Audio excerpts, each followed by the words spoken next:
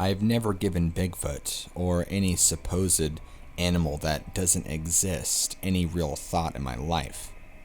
That is, until I went camping back in the fall of 2005. My place of choice was Mount Adams in Washington State. I do things pretty unethically and probably quite dangerous to most.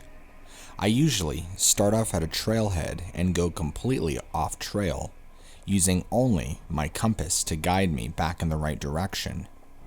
I was pretty good at doing what I do, so I know I wasn't too uncomfortable with the concept of the whole thing.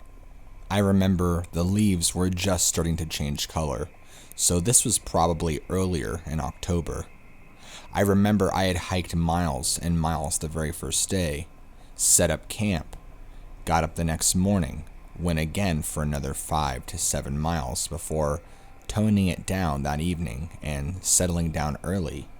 I had probably hiked at this point an accumulative 12 to 13 miles so far, and I wanted to make sure I rested a lot this very evening. What was really nice about the spot that I set up camp at is that I was only a couple hundred yards away from a rather large creek. This enabled me to use water for multiple purposes, including cooking with. That night itself went pretty normal. Everything was beautiful out. The stars were out, the sounds of the forest. It was wonderful, and I slept pretty well until the following morning. I remember waking up about 5 or 6 in the morning, or so I think, to some weird gibberish chirping sounds, probably about 200 or so feet away if I had to guess properly. The sounds seemed pretty distant, but close enough that I could actually hear kind of what was going on. These sounds sounded like people on speed talking as fast as they could. It was the weirdest thing. I remember thinking to myself, why would there be anyone out here? I'm at least 13 miles away from any trailhead. I just laid there though, with my eyes shut, trying to drift back off to sleep. But this gibbering sound is all I could think of to call it, kept going on and on. And finally, I got curious and wanted to see what was going on. So I got out of my sleeping bag and poked my head out of the tent. Now, from right where my head pokes out of the tent, I had a pretty clear view of the creek from where I could see, and there was enough trees and brush that I was kind of concealed, I guess you would say. Like if there was a bear or some predator at the creek, I don't think it would necessarily see me, but again, I had a pretty clear view. I remember I looked over in the direction of the creek, and I was stunned by what I saw. There were 2 humanoid figures, I guess we'll call them. One was black and extremely hairy. The other one was almost a pale white with a little bit of gray. The pale gray one was taller and larger than the black one. If I had to guess sizes, of course, just based around the rocks around them, I would say the black one was maybe 5 to 6 feet tall, while the pale gray one was probably 8 to 9 feet tall. The pale gray one was obviously much larger in girth and overall size. Even the muscle mass was a huge difference between the two. I couldn't really make out any faces or anything other than just seeing these large shapes, but I remember hearing the gibbering noises go on, and it sounded like it was coming from them. They were moving their arms around like they were lost in conversation with one another, and they were literally standing right at the bed of the creek.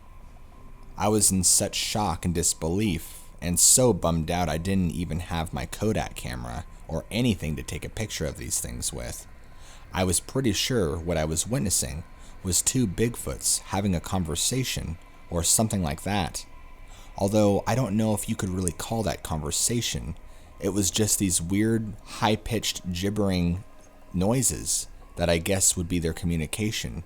I'm not sure. This went on for a little while longer, and I watched them out of curiosity. I never sensed any fear or felt anything bad. Just watched them sit there, move their arms around, and talk to one another.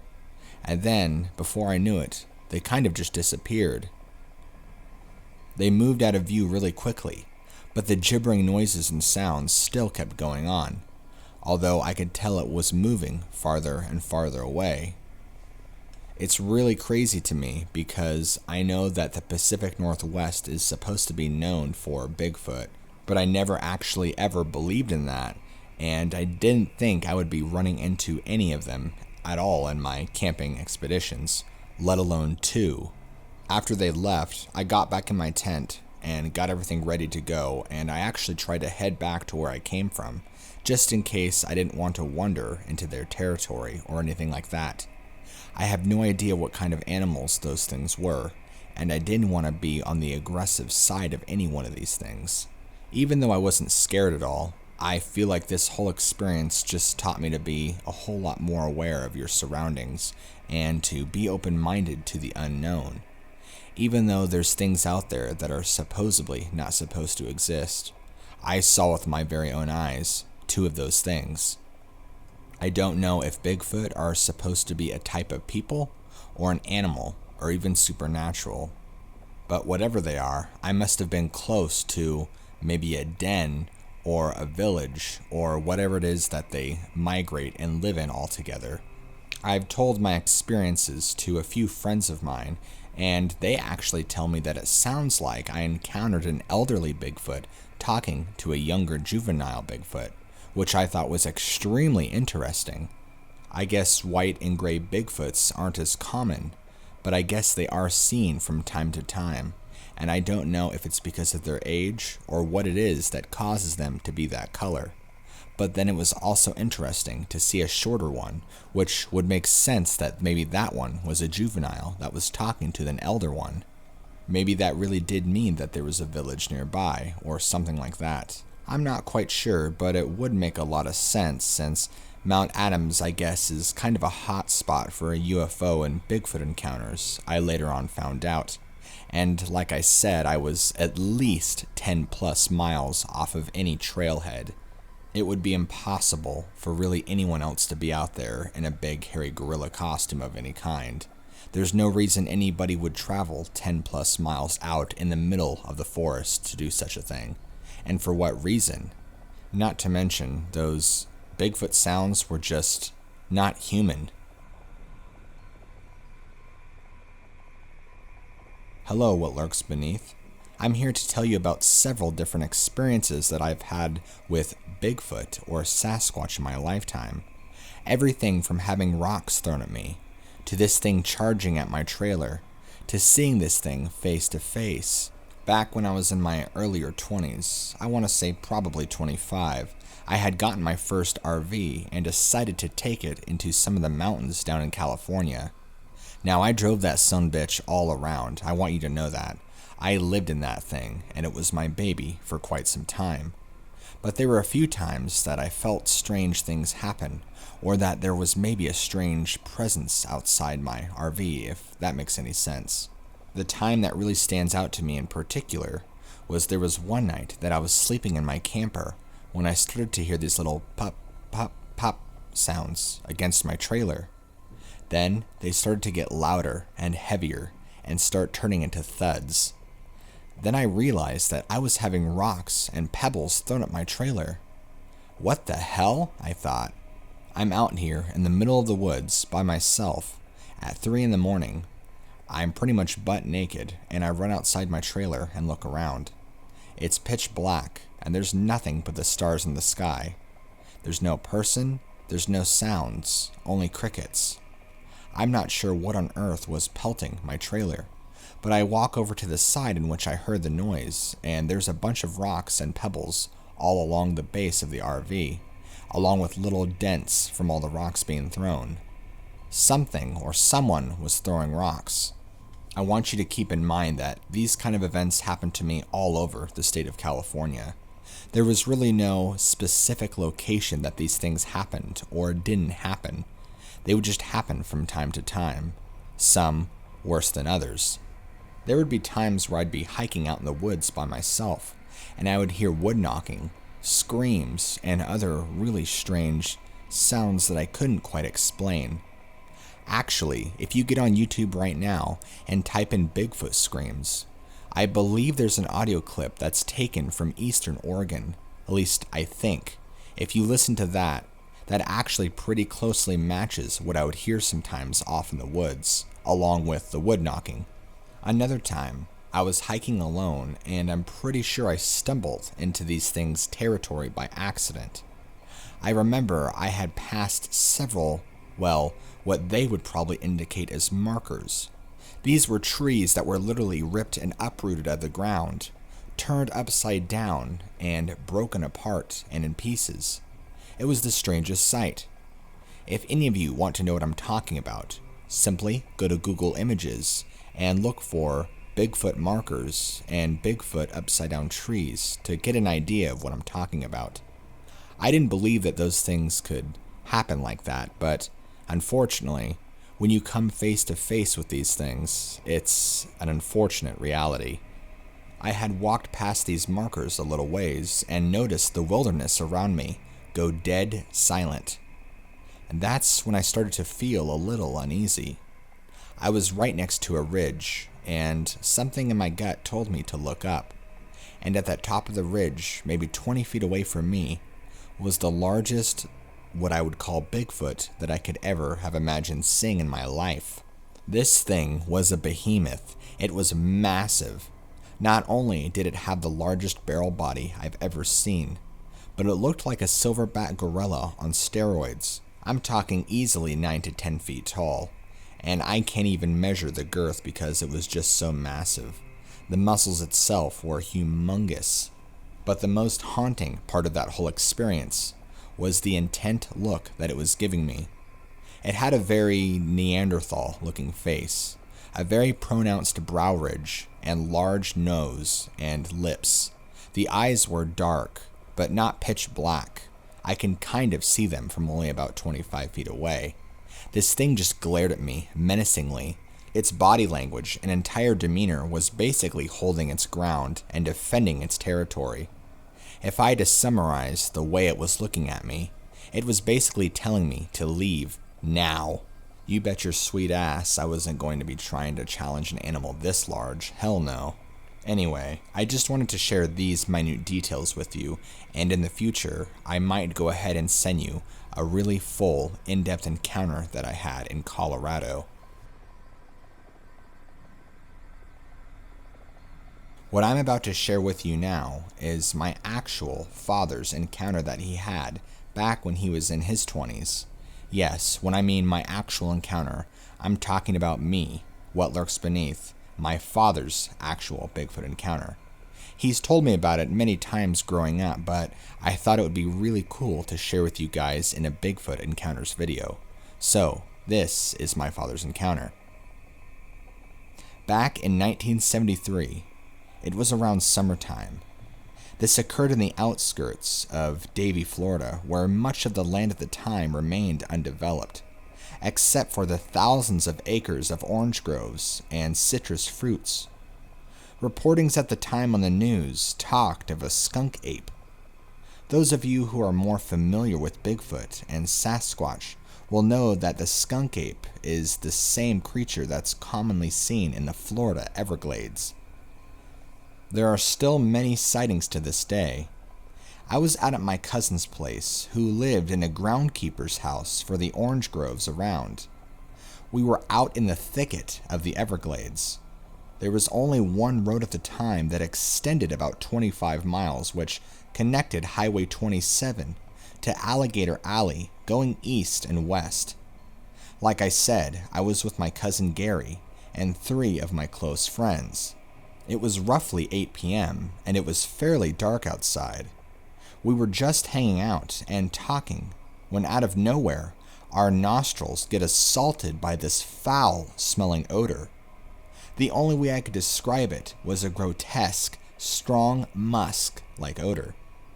I've smelt skunks in my day, and even though the potency of the odor was the same, this smell was distinctly different, but still had that wild animal smell to it.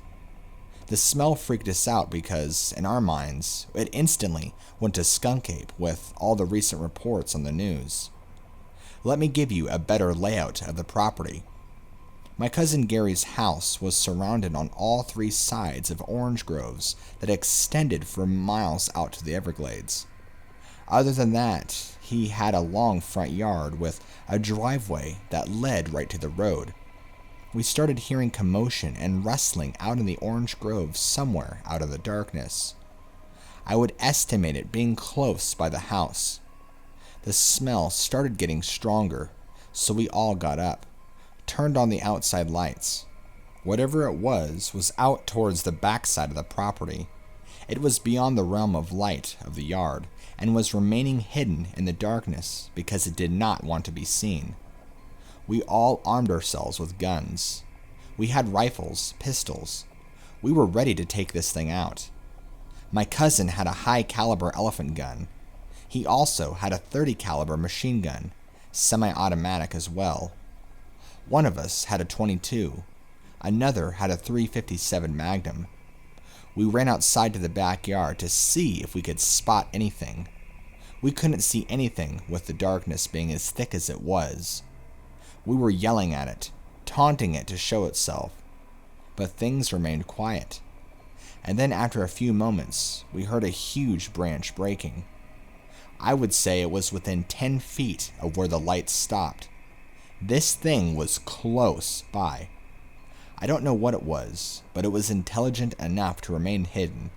We were loaded up and were going to kill whatever it was had it shown itself.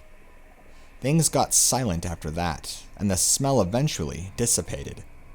We remained outside for a few more moments, laughed it off, and went back inside to resume the night. We spent the night, and the next morning, we wanted to go out and investigate the tracks to look for any evidence or anything like that. What we found the next morning was a 10-inch diameter branch ripped straight from the tree, exactly where we had heard the branch rip last night. Something was strong enough to rip this right off the tree. Things get a little more interesting though. Shortly after, my brother Dominic went into the Everglades to see if he could search and find anything. He was probably searching a few miles away when he stumbled across a cave that he believed the den of a large animal. This den was huge and said it was roughly 10 feet across. He said he found bones of miscellaneous animals and a terrible odor.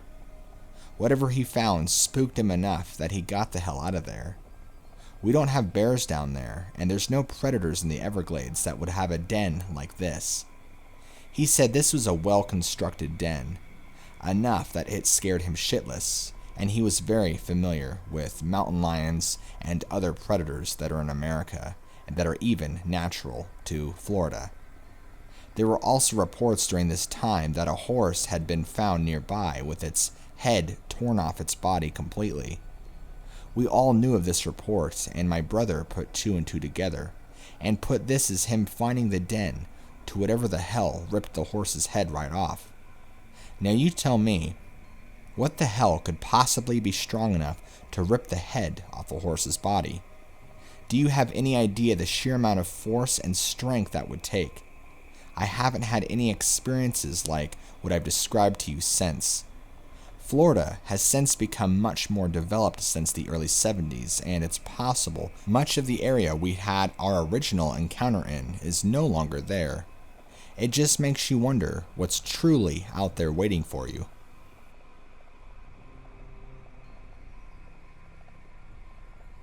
My wife, daughter, and I went camping over the holiday weekend. We both took off work Friday and headed off to meet up with a group of friends who were camping with their kids and dogs for the holiday weekend. They were already out there and had found a nice campsite that was big enough for our entire group. Just a spot off of a service road with primitive fire pits and not an official campground. In total, there were 10 of us, 7 adults and 3 tweens. We were camping out in an area south of Mount Rainier in Washington State, just outside of the park boundary, off of a road that would lead you to a locked gate that enters the park.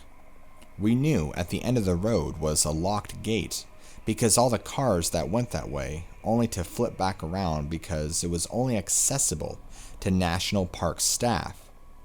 We set up our camp in a flat area that would fit our 2 tents that they had racked up for us prior to arriving.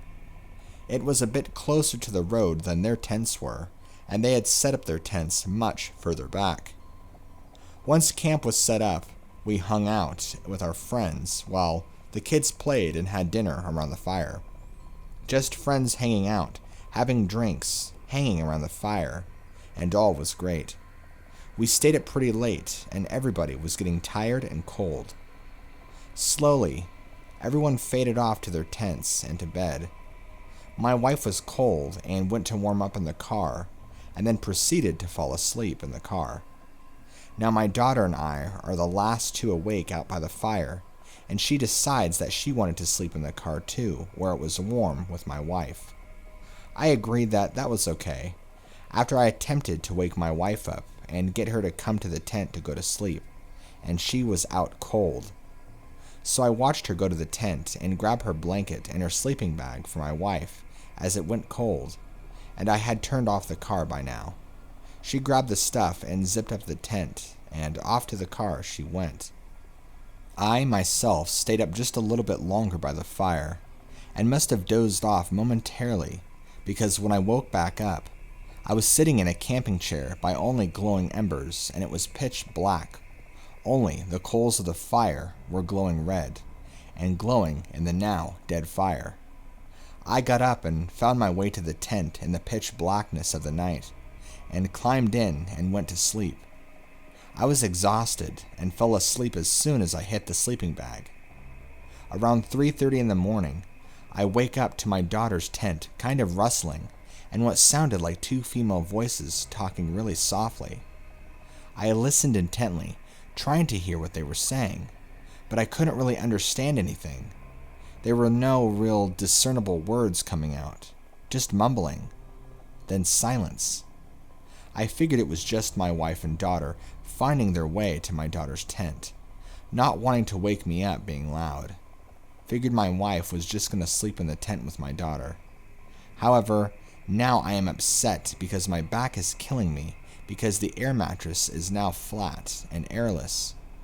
As I lie there in what I can only describe as dead silence, I hear cracking like sticks breaking or popping, so I assume it is the fire still hanging on somehow. Then I hear something moving around towards the front of my tent, and it stops. Something is directly outside the front of my tent. I can feel it. I can sense it. So I slowly raise up to a seated position and hear something breathe in and exhale a large breath. This is the heaviest breath I have ever heard, and it was followed by what I can only describe as a very loud huff, as it was from a horse or a cow or some very large animal. I sat there frozen with fear, trying to rationalize what it is I'm hearing, and it stopped. All I heard was one deep inhale and exhale and that huff sound. Then everything went silent. What followed next is an owl hooting just a little ways off back from behind the area our friends' tents, and after that I heard nothing else. No sounds at all. No fire popping, no sticks cracking, nothing. I stayed there, sitting up frozen with fear for what seemed like forever, until I could tell the sun was coming up, and that it was light out now. I mustered up the courage and go outside and check the ground in front of my tent, and that's when I noticed my daughter's tent unzipped and empty. I panicked and rushed to the car, and there in the car, sound asleep. I see not a single track, nothing around our tents, and everyone else is about 20 to 30 yards away in their tents. Now I am freaking the hell out. Who did I hear talking? Who was skulking around the tent? What the hell was that breathing in front of me and huffing outside my tent? What opened my daughter's tent zipper? Surely there's an explanation, and I sit out there for at least an hour getting the fire going as our friends begin to get up and move about. They slowly make their way out to the fire, and I immediately start asking them where they were and were their dogs all night. Did you let them out? Where were they? Were they sniffing around the tent? Did any of you wake up and were talking or moving around? And did you hear the owl? Nope, no, and no. they all replied. I have no idea what that talking softly was, and what was breathing and huffing right in front of me. What the hell opened my daughter's tent in the middle of the night? I watched her zip it shut and go to the car. That breath and huff was so scary that it left me frozen with fear. I didn't move at all after hearing it, and sat there as silent as possible, not even wanting to breathe. One of the scariest moments of my life. Something large and unknown in the darkness, directly in front of me, and the only thing separating us is a thin tent wall. This all happened Friday into Saturday morning, and we still have another night here. I decided that I am not sleeping in the tents, and neither are my wife and daughter tonight or ever again. The rest of the day goes great. Hanging out, having breakfast. Went into town, Ashford, and went for a hike down the road to Lake Cora. Basically, just camping and hanging out. It's getting later now, and although the sun is out and blue skies, the canopy in our camping area is thick, and even at the brightest point in the day, was still pretty dark compared to the road area. As we're hanging out, we hear whoops way off in the distance, and we're thinking, what was that? More time passes, and by now a few of the people that were there when we arrived at the camp have now left. Just 7 of us left, and 2 of the 7 were pretty much always in their tent, so that left 5 of us out hanging out by the fire.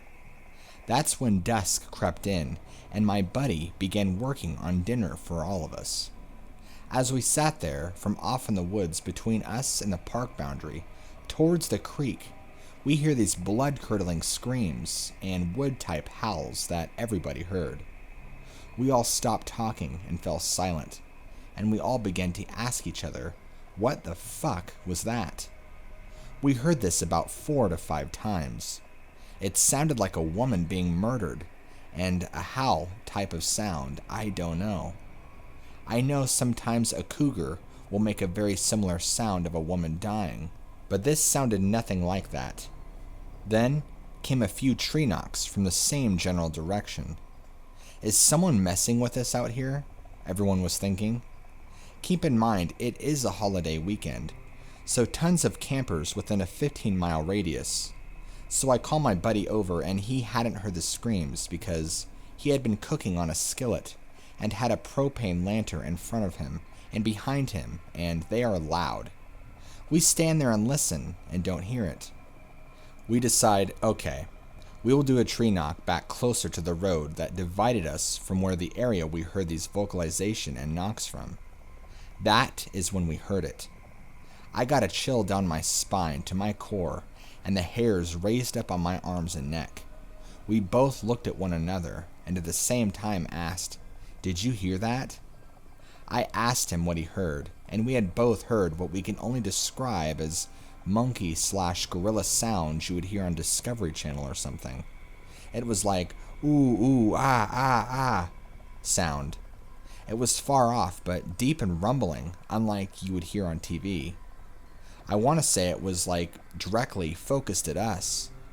I only say that because the other people were sitting behind us, maybe only 10 feet away, and they didn't hear it, only us. Now we are freaking the hell out, and nobody is sleeping in their tents.